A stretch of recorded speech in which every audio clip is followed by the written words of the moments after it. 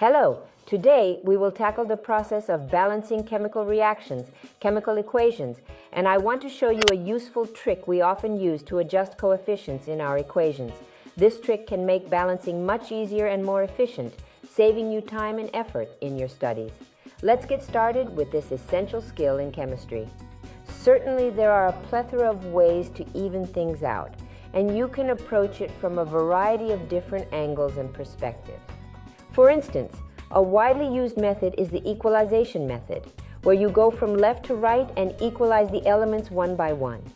But I feel like this method doesn't always work well because in this case, fractional coefficients can appear. And the fractional coefs are not very convenient. Moreover, in our equations, fractional coefs are not allowed. So basically, our coefficients should always be integers, whole numbers, definitely not fractions under any circumstances. So, how do we work with our equations? All right, let's take a look at the method of equalization using the least common multiple. For example, let's say we have a reaction between aluminum and oxygen. So what do we need to demonstrate here initially? Let's assume we have aluminum undergoing a reaction with oxygen. During this reaction, aluminum oxide is formed. Just a reminder, on the left side we have the reacting substances, the reagents. And on the right we have the reaction products, in this case it's aluminum oxide. So where should we start? Listen up, the first rule states that we got to start with the element whose index is bigger, and oxygen is the one with the biggest index. Please have a look, the value here is 3 and the value here is 2. Additionally, he is the largest value based on the index position. Now what do we need to do with this item next? In order to solve this problem, we have to find the least common multiple of the given numbers. When considering the numbers 2 and 3, it can be determined that the least common multiple, LCM, between them will be 6. We will inscribe this numeral 6 in this location precisely above the arrow symbol. This is his common multiple for oxygen. Moreover, let's make sure we underline the oxygen formula on the left and right so we don't get confused. Now, what do we have to do next? All right, we have discovered the common multiple. Now we have to split this common multiple first by the index of the oxygen element on the left side, and then accordingly on the right side. So in the case of discussing the left side, we will divide the common multiple of 6 by 2 and obtain the number 3 as the result of the division. And we set this number 3 as a coefficient in this location. Now what do we have on the right side? On the right side, we divide the least common multiple, LCM, of oxygen by 3 and obtain the result of 2. And we put this 2 in front of the aluminum 2.3 formula. What's the worst way to do it? You can't stick this 2 inside the formula. That's just not acceptable. Inside the formula, there can't be any other numbers except for the indices. All right, we're good. We've equalized the oxygen. Let's move on. Next, we're starting, in this case, our coefficients are set, and in this case, we ended up with a coefficient of 3 on the left side and a coefficient of 2 on the right side in front of the element that contains oxygen. Here he is like a simple substance, here as part of a complex. Now, after we've equalized the oxygen, we move on to the next element. The next element is aluminium. So for aluminium, the atomic number on the left side is 1, and on the right side it is 4. Then the common multiple for aluminium will be 4. Let us proceed to sign it from the bottom as instructed. Now we start dividing the least common multiple. For aluminum, we divide 4 by 1. So, you are indicating that if we perform division operation on 4 divided by 1, the outcome we obtain is 4 as the result. We are putting this quartet up for aluminum. Next, on the right side, 4. To determine the amount of aluminum, we divide the aluminum index on the right by 2, resulting in a value of 2. However, since we already have a value of 2, we can conclude that we also have 4 units of aluminum. To validate this, we need to examine both the left and right sides of the equation. Starting from the left side, we find that we have 4 units of aluminum. Similarly, when we check from the right side, we also find that we have 4 units of aluminum. Therefore, the total amount of aluminum is 4 units. It is crucial to perform this verification in writing to ensure accuracy and avoid any miscalculations or discrepancies. And here is 4 and here is 4. Now we have a total of 6 oxygen atoms on the left side of the equation. 3 multiplied by 2 equals 6. Additionally, on the right side, we also have 6 oxygen atoms. 2 times 3. All right, our equation is equated. The equation is supposed to be read. Let's check it out. 4 aluminum plus 3 O2 equals 2 aluminum 2O3.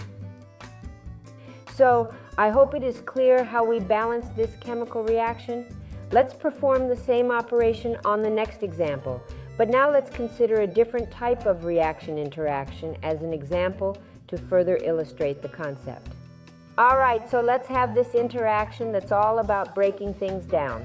For instance, if we consider P2O5, which stands for phosphorus oxide, then under specific conditions, it has the ability to decompose into phosphorus and oxygen when subjected to heat.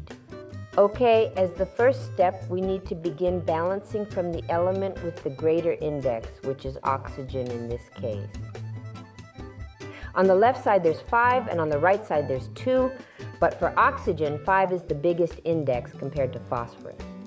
So what do we do next? We are doing the same thing as in the previous example. In the range of 5 and 2, we identify the least common multiple for this element through careful analysis. This will be a multiple of 10. Write 10 above the arrow. Now, moving on, what do we do with this number 10, the smallest multiple? We start dividing 1 by 1. And we start with oxygen, naturally. So then 10, the least common multiple, we divide by the index 5, which we have on the left side, and as a result of division, we get 2. 2 is set as the coefficient in front of the P2O5 formula. Following that, on the right side at this particular moment, we divide the total that is divisible by 10 by the index 2, and we obtain a value of 5. Place it in this location, buddy. As a result, we ended up with coefficients of 2, and we obtained a coefficient of 5. And please note, the 5 cannot stand in front of phosphorus because that is the coefficient specifically designated for oxygen in this context. So don't take it as if when we equate oxygen, and if formally here the coefficient is placed as if in front of this formula, it doesn't mean that this coefficient applies only to phosphorus. He's both phosphorus and oxygen. But in this case, we're putting oxygen on the same level as you. Now we will carry out the same task. Let's perform it for phosphorus. Okay, phosphorus is the next element in line. Okay, we have a total of 4 phosphorus atoms on the left side and 1 phosphorus atom on the right side. The multiple for phosphorus will be 4. Now we're doing the same thing. Consequently, in accordance with this reasoning, we proceed to divide 4, resulting in a quotient of 2, and subsequently obtain a double of that value. And that's exactly where we have a failing grade. This coefficient stays the same. Now, what about on the right side? The division of the number 4 by the number 1 yields a quotient of 4 when we calculate it. We assigned the value of 4 as the coefficient in front of phosphorus. Now, let's verify and make sure. Okay, let's focus on the left side. Therefore, in this particular case, it turns out that the value of phosphorus is 2 multiplied by 2, which gives us a total of 4. And simultaneously on the right side, we also have phosphorus. Therefore, the product of 4 multiplied by 1 is still 4. So, phosphorus is in balance. Just got to check the oxygen now. When you multiply 5 by 2, you get 10 oxygen on the left.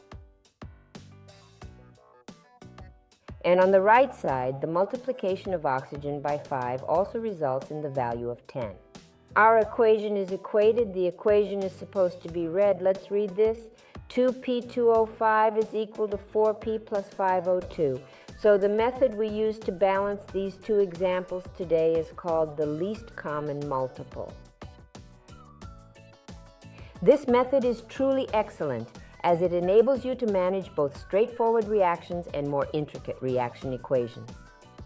That is why I highly suggest this technique to you because it functions really well in real-world situations. But sometimes this method doesn't always work, so let's take a look at some other ways to even things out together. Well, these techniques and examples I hope you understand. Goodbye.